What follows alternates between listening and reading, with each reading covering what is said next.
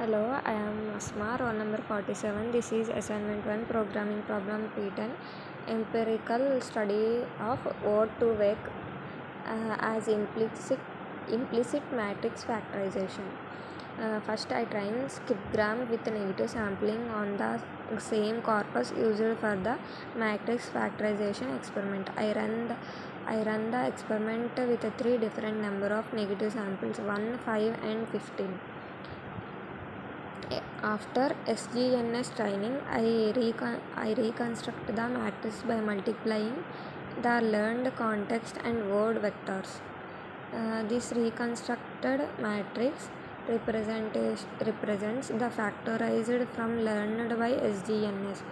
Independently, I calculate the PMI matrix from the same corpus. Then I shift the PMI values by the logarithm of the number of negative samples. I calculate these separately for k equal to 1, 5 and 15. So each SGNS model is compared with the corresponding shifted PMI matrix.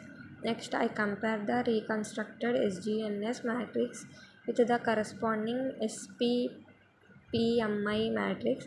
I calculated mean absolute error to measure the average numerical difference and Pearson correlation to measure how strongly the two sets of values are linearly related.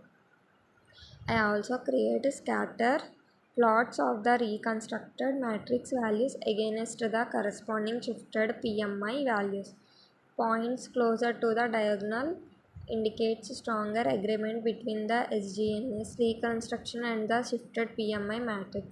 I compare these plots for k equal to 1, 5 and 15 to observe how agreement changes as the number of negative samples increases.